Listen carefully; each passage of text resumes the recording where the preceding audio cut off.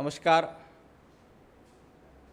Bharatiya Janata party प्रदेश कार्यालयामध्ये आयोजित या पत्रकार परिषदेमध्ये आपल्या सगळ्यांचं मनापासून स्वागत. जनाब संजय राऊत यांनी भारतीय जनता पार्टीचा उल्लेख बकासूर असा केला आहे. आता संजय राऊत महाभारतात गेलेच आहेत, तर संजय राऊतांना इतकंच सांगायचं आहे, ज्या दुर्योधनासोबत तुम्ही आहात आणि स्वतः दुशासनाच्या भूमिकेत आहात, त्यांनी इतरांवर टीका करू नये. महाभारतामध्ये ज्या पद्धतीनं दुशासन वागला, अगदी त्याच पद्धतीनं संजय राऊत वागत आहेत. ज्यांचं नाव राघव आहेत ते दुर्योधन आणि दुशासनासोबत राहणार नाहीत. राघव नाव ज्यांचं आहे ते पांडवासोबतच राहतील. त्यामुळं राघव चड्डा यांनी दुर्योधन आणि दुशासन यांना सोडून पांडवांसोबत येण्याचं काम केलं आहे, भारतीय जनता पार्टीसोबत येण्याचं काम केलं आहे. ज्यांच्यासोबत धर्म आहे त्यांच्यासोबत देव असतो, त्यांच्यासोबत पांडव असतात. त्यामुळं संजय राऊत महाभारतात गेलेच असतील तर संजय राऊत आपण स्वतः दुःशासन आहोत हे एकदा जनतेला सांगा. दुःशासन होऊन कशा पद्धतीनं आपण महिलांवर टीका करतो, कशा पद्धतीनं एका पाटकर नावाच्या भगिनीला छळ केला, हे संजय राऊत नावाच्या दुःशासनाला विचारलं पाहिजे आणि संजय राऊत नावाच्या दुःशासनानं सांगितलं देखील पाहिजे. राघव चड्डा यांनी भारतीय जनता पार्टीमध्ये प्रवेश केला कारण राहुल गांधीसारख्या दुःशासनासोबत किंवा अहंकारी अरविंद केजरीवाल यांच्यासोबत राहण्यापेक्षा भारतीय जनता पार्टीसोबत राहणं त्यांनी पसंत केलं. त्यामुळं आम आदमी पार्टीच्या 7 खासदारांनी भारतीय जनता पार्टीची साथ दिली, परंतु दुर्दैवानं दुःशासन आणि दुर्योधन असलेल्यांना सहन झालेलं नाही.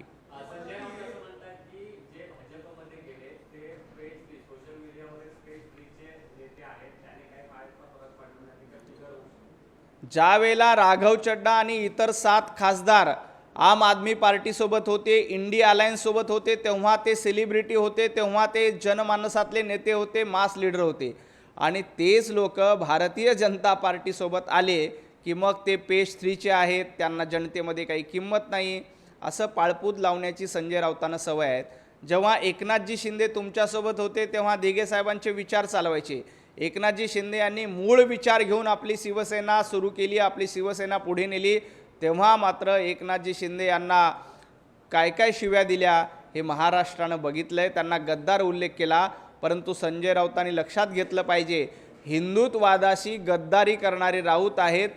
तर जे भारतीय जनता पार्टीसोबत आहेत, राघव चड्डाजी यांनी अरविंद केजरीवालजी यांच्या अहंकाराला कंटाळून, इंडी आघाडीच्या महिला विरोधी धोरणाला कंटाळून पंतप्रधान नरेंद्र मोदीजींची साथ देण्याचा निर्णय घेतला, भारतीय जनता पार्टीची साथ देण्याचा निर्णय घेतला. ज्या वेळेला ही सगळी लोक इंडिया अलायन्समध्ये होती तेव्हा सगळी धुतल्या तांदळाची होती, चांगली होती असं तुम्हाला म्हणायचं, तेव्हा ती मास लीडर होती असं म्हणायचं.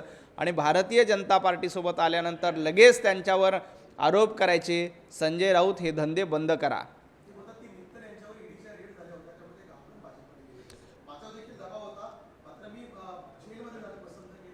संजय राऊत, तुम्ही जेलमध्ये भारताच्या स्वातंत्र्य लढ्यामध्ये योगदान दिलं म्हणून गेला नव्हतात. संयुक्त महाराष्ट्राचा लढा लढला म्हणून संजय राऊत जेलमध्ये गेले नव्हते, किंवा महाराष्ट्रामध्ये काहीतरी क्रांती झाली पाहिजे म्हणून संजय राऊत जेलमध्ये गेले नव्हते. मराठी माणसांची घरं लुटली, पत्राचाळीमध्ये मराठी माणसांना बेघर करून स्वतःचे खिसे भरले म्हणून संजय राऊत तुम्हाला जेलवारी झाली. जर का दबावापोटी भारतीय जनता पार्टीमध्ये प्रवेश करायला लागलो असतो तर संजय राऊत सगळ्यात आधी तुमचा प्रवेश भारतीय जनता पार्टीमध्ये झाला असता. भारतीय जनता पार्टी कोणालाही दबावाचं राजकारण करत नाही. तुम्हाला जी जेलवारी झाली होती, ईडीनी जी तुमच्यावर कारवाई केली होती, ती मराठी माणसांची घरं लाटली, मराठी माणसांना बेघर केलं म्हणून तुम्हाला तुरुंगात जावं लागलं. स्वातंत्र्य लढ्यासाठी किंवा महाराष्ट्र लढ्यासाठी तुम्हाला तुरुंगवास झाला नाही, हे लक्षात ठेवा. दिल्लीमध्ये ऑपरेशन आप केल्यानंतर आता महाराष्ट्रात देखील ऑपरेशन टायगर किंवा ऑपरेशन इतर गोष्टी होऊ शकतात अशा चर्चा पुन्हा सुरू झाली आहे दिल्लीच्या घरामध्ये. नाही, संजय राऊत असं म्हणतायत की भारतीय जनता पार्टीने आमचा विनयभंग केला, आमचा पक्ष आधीच फोडला. संजय राऊत, भारतीय जनता पार्टीने तुमचा विनयभंग केला नाही, महाराष्ट्रातल्या जनतेनं दाखवून दिले की तुम्हाला आबरू नाही. विधानसभेच्या निवडणुकीला महाराष्ट्रातल्या जनतेनं तुमची आबरू काढली, महापालिकेच्या निवडणुकीत महाराष्ट्राच्या जनतेनं तुमची आबरू काढली. त्यामुळे तुमचा विनयभंग झाले नाही, जनतेने तुमची आबरू काढलेली आहे आणि तुमची अवकात काय आहे ते दाखवून दिले. आता भारतीय जनता पार्टीला कुणाचीही फोडाफोडी करण्याची गरज नाही. भारतीय जनता पार्टीने ना एकनाथजी शिंदे यांना सोबत या म्हणून आव्हान केलं होतं, ना अजितदादांना सोबत या म्हणून आव्हान केलं होतं. एकनाथजी शिंदे यांना वाटलं की उद्धवजी ठाकरे मूळ विचारापासून दूर केले. वंदनीय हिंदू हृदय सम्राट बाळासाहेब ठाकरे यांचे विचार पायदळी तोडवण्याचं काम उद्धवजी ठाकरे यांनी सत्तेसाठी केलं. म्हणून एकनाथजी शिंदे यांनी सांगितलं की उद्धवजी ठाकरे यांची उभाटा गट आहे तो मूळ शिवसेना नाही, वंदनीय बाळासाहेब ठाकरे यांचा विचार नाही. म्हणून त्यांनी आपली मूळ शिवसेना कायम ठेवली. एकनाथजी शिंदे मूळ शिवसेनेसोबत आहेत. संजय राऊत तुम्ही गद्दार आहात. तुम्ही बाळासाहेब ठाकरेंच्या विचाराशी गद्दारी केली आणि आता कुठल्याही पक्षाची फोडाफोडी करण्याची भारतीय जनता पार्टीला गरज नाही. जो मूळ विचार शिवसेनेचा आहे तो आमच्यासोबत आहे, जो अजितदादांचा मूळ विचार आहे तो आमच्यासोबत आहेत. संजय राऊत तुम्ही नेमकं कुणासोबत आहात, तुम्ही नेमकं कुठल्या दुर्योधन आणि दुःशासनासोबत आहात याचा विचार करा.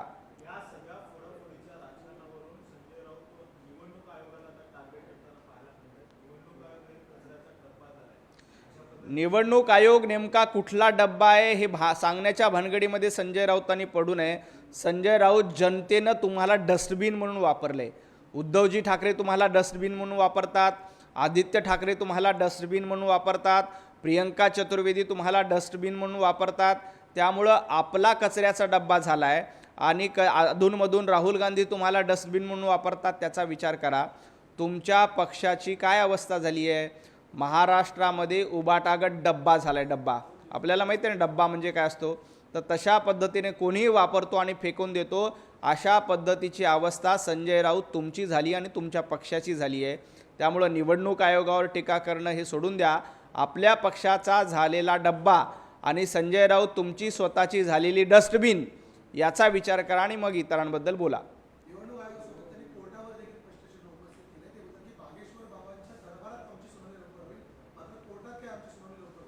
संजय राऊत जर का बागेश्वर बाबाच्या दरबारात गेले असते, हिंदू देवदेवतांच्या सोबत असते, हिंदू देवदेवतांचा आदर केला असता, तर संजय राऊत तुम्हाला अशा पद्धतीची सुनावणी करायची वेळच आली नसती.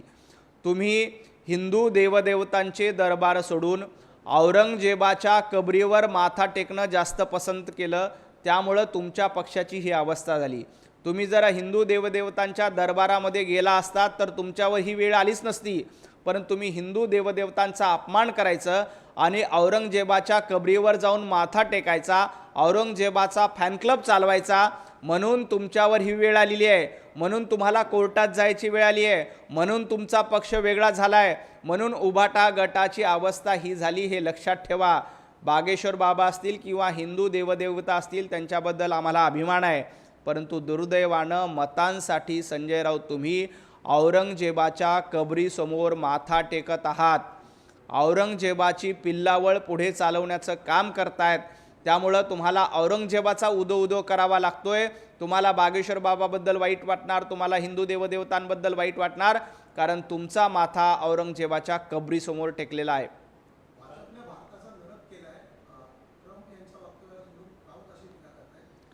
भारतीय जनता पार्टीने भारताचा नरक केला नाही तर भारताचा स्वर्ग करण्याकडे पंतप्रधान नरेंद्र मोदींच्या नेतृत्वात पावलं टाकलायत. भारताचा स्वर्ग म्हणजे काय, तर जवळपास 80 कोटी लोकांचं जनधन खातं उघडणं म्हणजे भारताचा स्वर्ग करणं आहे. त्यानंतर महिलांना सन्मानानं वागणूक देणं म्हणजे भारताचा स्वर्ग करणं आहे. सर्वसामान्य नागरिकांना परवडणारी घरं देणं म्हणजे भारताचा स्वर्ग करणं आहे. 100 कोटी जनतेला अन्नधान्य पुरवणं म्हणजे भारताचा स्वर्ग करणं आहे. संजय राऊत याला भारताचा स्वर्ग करणं म्हणतात.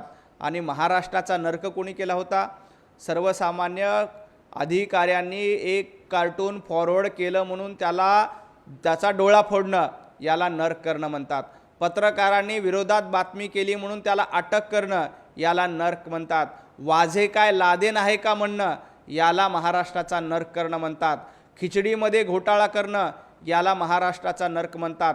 प्रेतावरच्या टाळूचं लोणी खाण्यासाठी कफनमध्ये देखील घोटाळा करणं याला नरक करणं म्हणतात.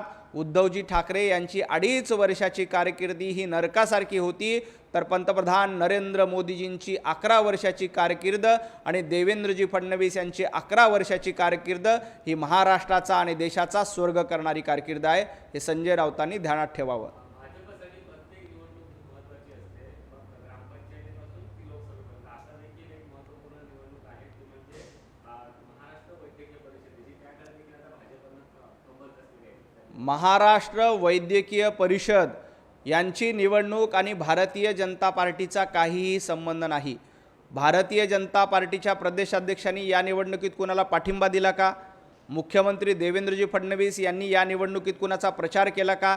काही उठायचा आणि आरोप करायचा हे विरोधकांचा धंदा झाला आहे. भारतीय जनता पार्टीचा आणि या मेडिकल काउन्सिलच्या निवडणुकीचा काहीही संबंध नाही. अर्थात भारतीय जनता पार्टीचे कार्यकर्ते असलेले काही डॉक्टर या निवडणुकीमध्ये असतील आणि ते त्यांचं काम करत असतील तर त्याच्याशी काही आमचं देणं घेणं नाही. ते कार्यकर्ते म्हणून नाही तर डॉक्टर म्हणून ते काम करतात. आपण बघा, माननीय मुख्यमंत्री देवेंद्रजी फडणवीस असतील, रवींद्र चव्हाण असतील किंवा आमचे भारतीय जनता पार्टीचे कुणीही नेते या निवडणुकीत कुठेही कुणाला पाठिंबा द्या म्हणून गेले नाहीत, कुठेही कुणाचा प्रचार करा म्हणून सांगितलेलं नाही. भारतीय जनता पार्टीचं हे धोरण नाही. डॉक्टरांची निवडणूक ही डॉक्टर त्यांच्या मुद्द्यावर लढतील, त्यांच्या मुद्द्यावर जिंकतील. आमचे काही कार्यकर्ते डॉक्टर असतील तर ते त्या निवडणुकीमध्ये निश्चित उतरतील आणि ते त्या पद्धतीची निवडणूक लढतील. भारतीय जनता पार्टीचा आणि या निवडणुकीचा काहीही संबंध नाही.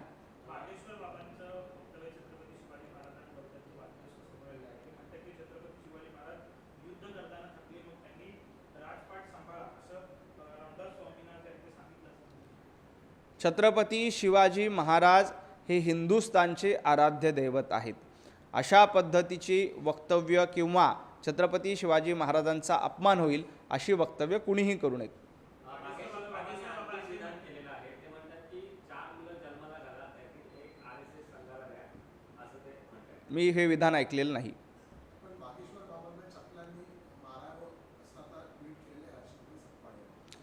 ज्या पद्धतीनं अशा पद्धतीची विधानं तुम्ही म्हणताय ती आली असतील आणि त्याच्यावर चपलानी मारा वगैरे असे विधान असतील तर मग असंच म्हणलं तर राहुल गांधींनी अनेक अपमानास्पद उल्लेख केले होते. काल परवा त्यांचे राष्ट्रीय अध्यक्ष मल्लिकार्जुनजी खरगे यांनी पंतप्रधान नरेंद्र मोदीजींचा दहशतवादी म्हणून उल्लेख केला.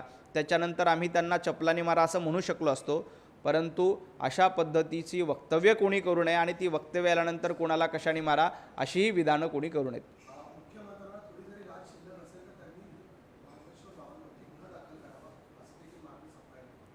हर्षवर्धन सपकाळजी, तुम्ही मध्यंतरी छत्रपती शिवाजी महाराजांची तुलना ही टिपू सुलतानसोबत केली होती. आठवतं का तुम्हाला? ज्या टिपू सुलताननी हिंदू आया बहिणींवर अत्याचार केले अशा टिपू सुलतानची तुलना तुम्ही हिंदुस्थानचे आराध्य दैवत छत्रपती शिवाजी महाराजांबरोबर केली होती. मग सगळ्यात आधी हा न्याय लावायचा असेल तर हर्षवर्धन सपकाळ यांच्यावर महाराष्ट्रामध्ये गुन्हा दाखल केला पाहिजे आणि त्यांना किती चपलानी मारायचं मग हे हर्षवर्धन सपकाळने एकदा ट्विट करून सांगितलं पाहिजे. हर्षवर्धनजी सपकाळ, छत्रपती शिवाजी महाराजांचा अपमान केल्याबद्दल तुम्हाला किती जोडे मारायचे हे एकदा ट्विट लिहून सांगा आणि तुमच्यावर नेमका कुठला गुन्हा दाखल करायचा हे एकदा महाराष्ट्राला सांगा. कारण ज्या टिपू सुलताननं हिंदुस्थानातील महिलांवर अत्याचार केले, बलात्कार केले, अशा बलात्काराची तुलना हिंदुस्थानचे आराध्य दैवत छत्रपती शिवाजी महाराज यांच्यासोबत केली होती. त्यामुळे तुम्हाला किती जोडे मारायचे आणि तुम्हाला किती गुन्हे दाखल करायचे हे एकदा हर्षवर्धन सपकाळांनी ट्विट करून सांगितलं पाहिजे. विधान परिषद निवडणुकीची चर्चा आता रंगलेली आहे. महाविकास आघाडीने जर उद्धव ठाकरे उमेदवार असतील महाविकास आघाडीचे तर मात्र भाजप सपोर्ट करेल. भाजप आणि ठाकरेंची जवळीक वाढली अशी चर्चा आता राष्ट्रीय याला जोडून असं आहे की एक भेट जी आहे ती मुख्यमंत्री उद्धव ठाकरे यांची गेल्या काही दिवसापूर्वी झाल्याची चर्चा जी आहे ती 2-3 दिवस असते. नेमकं काय सांगावं? ही बातमी मी तुमच्याकडनंच ऐकतो. मला याच्याबद्दल कुठलीही अधिकृत कल्पना नाही. मुळामध्ये विधान परिषदेवर उद्धवजी ठाकरेंनी जावं का प्रियंका चतुर्वेदींनी जावं किंवा आणखी कुठल्या सर्वसामान्य घरातील निष्ठावंत शिवसैनिकांनी जावं हे उद्धवजी ठाकरे पक्षप्रमुख म्हणून ठरवतील. प्रतिपक्षप्रमुख म्हणून संजय राऊतांना त्यात काही अधिकार असतील तर ते ठरवतील. तो अधिकार त्यांचा आहे. महाविकास आघाडीची एकच जागा संख्याबळानुसार विधान परिषदेवर जाऊ शकते. त्यामुळं महाविकास आघाडी म्हणून त्यांना निर्णय घ्यायचा आहे. आता काँग्रेस म्हणतंय की या जागेवर आमचा दावा आहे, मागच्या वेळेला आम्ही शरद पवार साहेबांना सोडली, त्यामुळे यावेळेला विधान परिषद आम्हाला द्यावी. उद्धवजी ठाकरे आत्ता विधान परिषदेवर जाणार असतील तर आमची काय हरकत नाही आहे, परंतु येणाऱ्या काळात राज्यसभेची जी निवडणूक येणार आहे त्या राज्यसभेच्या निवडणुकीमध्ये संजय राऊतांची जागा रिक्त होते, तिथं संजय राऊतांना संधी न देता काँग्रेसला संधी द्यावी असं काँग्रेसचं म्हणणं आहे. त्यामुळं महाविकास आघाडीमध्ये एक अनार 100 बिमार अशा पद्धतीची अवस्था आहे. बघूया आता हे अनार नेमकं कोणाला मिळतं आहे ते बघावं लागेल. याबद्दल मला अधिकृत माहिती नाही. सुषमा अंधारे यांनी लोकशाहीच्या क्रॉस फायरमध्ये असं आव्हान दिलेलं आहे भाजपला की जर तुम्हाला एवढंच महिला आरक्षणाची चिंता असेल तर 2029 साली पंतप्रधान पदाचा चेहरा आहे तो महिला म्हणून जाहीर करा. सुषमाताई अंधारे भारतीय जनता पार्टीला नारी शक्तीचा सन्मान आहे, नारी शक्तीचा अभिमान आहे, मातृशक्तीचा अभिमान आहे. म्हणूनच संसदेमध्ये 33% आरक्षण मिळावं यासाठी भारतीय जनता पार्टीने पुढाकार घेतला. माझा सुषमा अंधारेंच्या निमित्ताने उद्धवजी ठाकरे यांनी त्यांच्या पक्षाला सवाल आहे, जर का सुषमा अंधारे आणि त्यांच्या पक्षाला महिलांचा एवढाच सन्मान असेल तर येणाऱ्या 30 तारखेला विधान परिषदेची निवडणूक होणार आहे. या विधान परिषदेच्या निवडणुकीमध्ये उद्धवजी ठाकरे यांनी सुषमा अंधारे यांना विधान परिषदेला संधी द्यावी आणि आमच्या पक्षामध्ये महिलांचा सन्मान केला जातोय हे एकदा उबाटा गटानं दाखवून द्यावं. सुषमाताई एकदा उद्धवजी ठाकरेंना विनंती करा की उद्धवजी ठाकरे तुम्ही 6 वर्ष विधान परिषदेचे आमदार राहिलात, 2.5 वर्ष महाराष्ट्राचे मुख्यमंत्री राहिलात, आता विधान परिषदेमध्ये तुम्ही नाही गेलात तरी काही फरक पडत नाही, कारण विधान परिषदेमध्ये जाऊन देखील उद्धवजींनी एकही जनतेचा प्रश्न उपस्थित केला नाही. आता उद्धवजीऐवजी उभाटा गटानं सुषमाताई अंधारे यांना विधान परिषदेची संधी दिली तर उभाटा गट महिलांचा सन्मान करेल असं आम्हाला वाटतंय. ही एक नामी संधी उभाटा गटाला देखील आहे, सुषमाताई अंधारे तुमच्यासाठी देखील आहे, कारण रोज उठून तुम्ही पक्षाची बाजू मांडता, रोज उठून खोटं बोलताय, याचा एखादा रिवॉर्ड तुम्हाला देखील मिळाला पाहिजे. त्यामुळे तुम्हाला एकदा विधान परिषदेची संधी मिळाली तर उभाटा गट महिलांचा सन्मान करते हे महाराष्ट्राला लक्षात येईल. त्यामुळे यासाठी संजय राऊत, उद्धवजी ठाकरे, मिलिंद नार्वेकर या सगळ्यांनी पुढाकार घेऊन सुषमाताईंना विधान परिषदेमध्ये पाठवलं पाहिजे. फडणवीसांना देखील टोला लगावलाय. त्यांचं म्हणणं आहे की फडणवीसांना आता दिल्लीचे वेध लागलेत आणि त्यांची स्पर्धा आहे ती आदित्यनाथ योगींसोबत आहे. भारतीय जनता पार्टीमध्ये कुणाची कुणासोबत स्पर्धा नसते. भारतीय जनता पार्टी कार्यकर्त्यांचा पक्ष आहे, म्हणून सर्वसामान्य चहा विकणारा मुलगा पुढे जाऊन देशाचे पंतप्रधान होतात.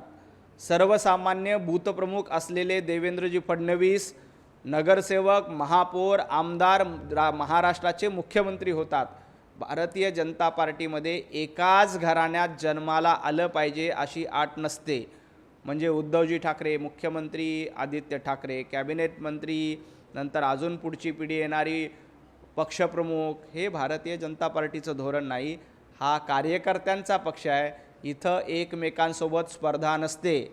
सुषमाताई आमच्या पक्षामध्ये खासदारांच्या बैठकीमध्ये एकमेकांची गचुंडी धरली जात नाही. संजय राऊतांच्या विरोधात कोणी कुणाची गचुंडी धरली होती, संजय राऊतांच्या विरोधात कोणी कुठले खासदार कसे बोलले, आदित्य ठाकरे महाराष्ट्रामध्ये दौरा का करत नाहीत, आदित्य ठाकरेंनी प्रियंका चतुर्वेदींचंच नाव कसं पाठवलं, आदित्य ठाकरे यांनी संजय राऊतांचाच पत्ता का कट केला, असं भारतीय जनता पार्टीमध्ये होत नाही. कारण ही कार्यकर्त्यांची पार्टी आहे, तुमच्यासारख्या खोटारड्यांची पार्टी नाही. हे सुषमा अंधारेंनी लक्षात ठेवावं. सध्या राज्यामध्ये मराठी आणि हिंदीचा वाद आहे तो मोठा पेटलेला पाहायला मिळतो. इकडे शिवसेनेमध्ये देखील आहे फूट पडलेली पाहायला मिळतो. प्रताप सरनाईक इकडे सक्ती कंपल्सरी म्हणतात तर संजय निरुपत त्याला विरोध करताना पाहायला मिळतात. तर काल एक राडा देखील झाला. त्यामुळे भाजपची नेमकी भूमिका काय? भारतीय जनता पार्टीची पहिल्या दिवसापासून या विषयात भूमिका स्पष्ट आहे. महाराष्ट्रामध्ये मराठी आलीच पाहिजे. महाराष्ट्रामध्ये तुम्ही उद्योग करत असाल, महाराष्ट्रामध्ये तुम्ही व्यवसाय करत असाल, महाराष्ट्रामध्ये राहत असाल तर तुम्हाला मराठी भाषा आलीच पाहिजे. महाराष्ट्रामध्ये मराठी अनिवार्य आहे, याबद्दल भारतीय जनता पार्टीचं दुमत नाही. परंतु मराठीच्या नावावर कुणी गुंडागिरी करत असेल, तुम्ही मराठी बोलला नाहीत म्हणून तुम्ही मारहाण करत असेल तर त्याचंही समर्थन करत नाही. तुम्ही प्रत्येकाला संधी दिली पाहिजे की तुम्ही मराठी शिकवा, मराठी शिकण्याचा आग्रह धरला पाहिजे. परंतु मराठीच्या नावानं गुंडगिरी करणं, मराठीच्या नावानं दादागिरी करणं याचं समर्थन भारतीय जनता पार्टी करत नाही.